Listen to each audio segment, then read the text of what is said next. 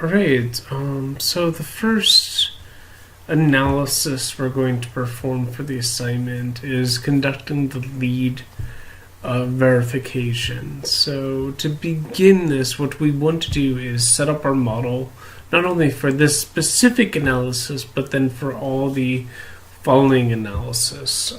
So we want to open our model. I'm using this model. I think I've used it before in previous sort of demonstration lectures. And what we want to do is we want to make sure that we have the location set correctly, as we always do. So this project was done. Oh, I forget the location now, but I'm just going to go with Detroit just for demonstration purposes. Search, select the weather file, and then after selecting that, I want to make sure that I have all of the rooms created for every floor. Now, when I say rooms created, I don't just mean labeled, but that I've went to rooms and I've created them, or I've properly drew the room separation lines. Either way, but we need every room sort of delineated on every floor of the building. I assume that room creation is something you're already familiar with your previous BIM courses, so that shouldn't really be anything new. And then just to provide a double check, we can create a room schedule like I have here, just to make sure that everything is scheduling correctly. And then we want to number all the rooms, and we want to label them correspondingly to the sort of use of that space. Yeah, so that should set everything up. I would just use typical conventions. If something's on the first floor, numbered with a 1. Something's on the second floor, numbered with a 2. Stairwells properly. Oh, something else to note is for these spaces, like a stairwell that goes between spaces, if we click on, actually, we want to select this little sort of room definition. Then we can set the boundaries. So the uppermost limit for this is actually the roof, and this has to do with creating a proper sort of thermal envelope. And then the sort of base offset would really be the first floor. This was created on the second. That's what's associating the second floor. I'm going to say negative 10 feet just so it properly hits. Actually, I can find it out more precisely. The first floor is 12.5 difference, so make it correct. Selecting this, negative 12 foot dash 5 pence, and then that way it's going all the way through like it should. From floor to floor, basically, is the intent there. And great. So with this all set up, so once everything's set up, I would just save this as sort of I don't know, we'll just call it daylighting analysis file. That way everything's set up for continued analysis and just ready to go for all the different types we'll be doing. So let that save. Okay, so the first one we're going to do is the lead analysis. So we do analyze. We want to make sure we're signed into our account, our Autodesk Education account, to do all this for free and rapid cloud analysis. And we can click on lighting. Okay, that's nothing.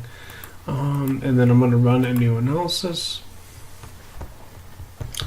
Wait for this to go. And so the first one we're going to do is we're going to do this lead option 1 from the 2009 version.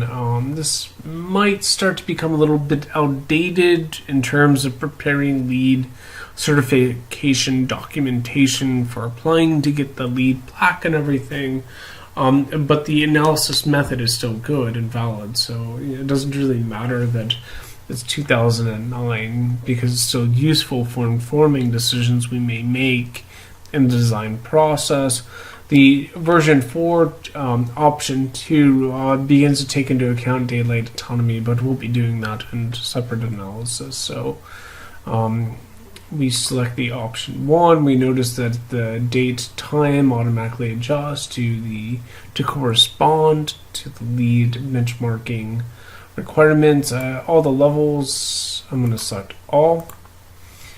Recommend you do the same. Then it's a 12-inch grid or 72-inch grid. I'm going to do 72-inch to keep the analysis time down. I'm going to check to be emailed once the analysis is complete. I'm going to check price. Says 2 credits are required, and then available just as education, which means unlimited.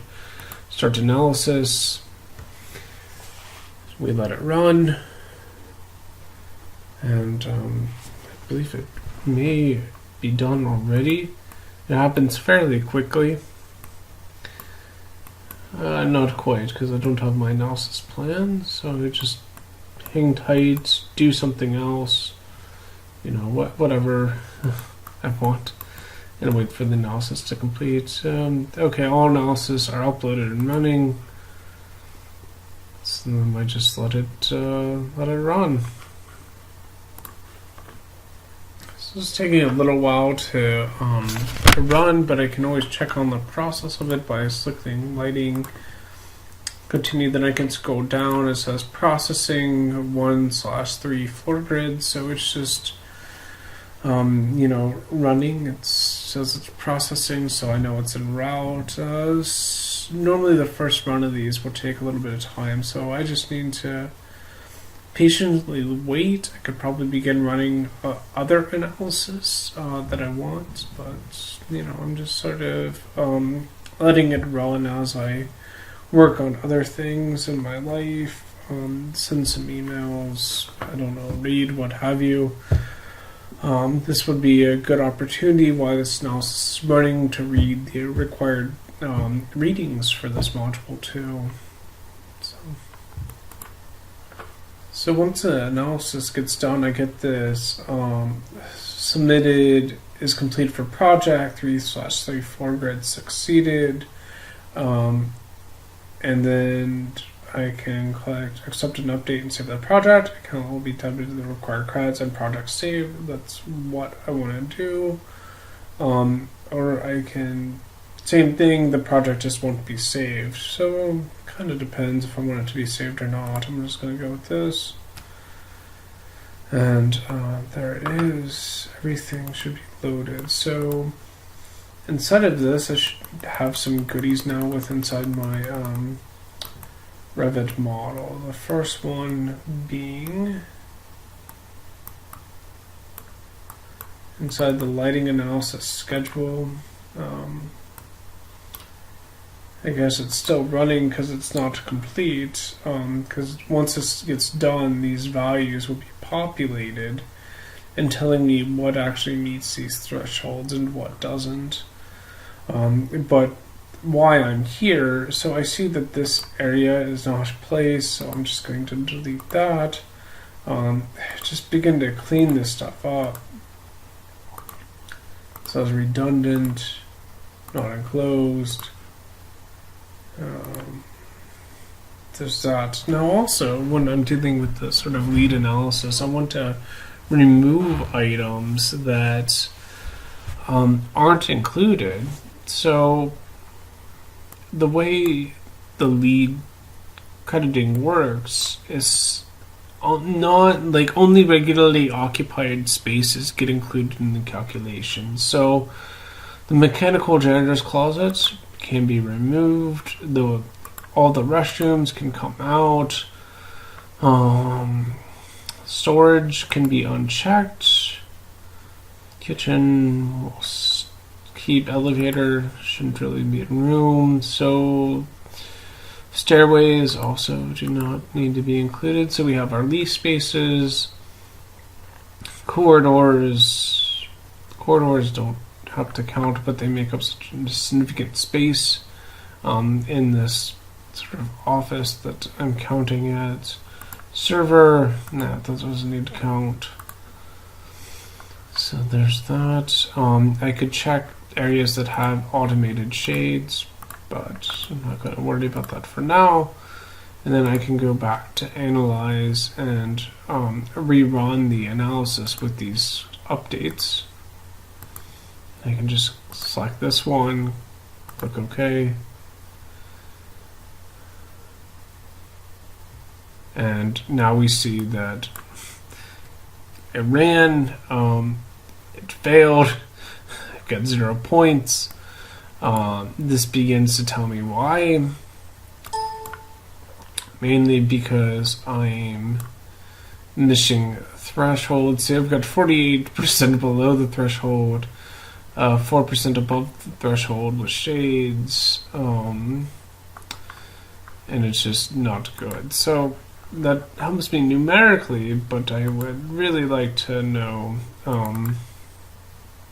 more of what's going on. I've also got a floor analysis, so I can tell floor by floor what's going on, what's below the threshold, what's above, and looking in these two ranges at 9 a.m., 3 p.m. But what I find most useful is in my floor plans, I believe, should have, yes, so I have my lighting analysis floor plans. Click on this, and so shows me what's going on with the lighting analysis. So no surprise, there's this huge area in the middle that's not really receiving good daylight.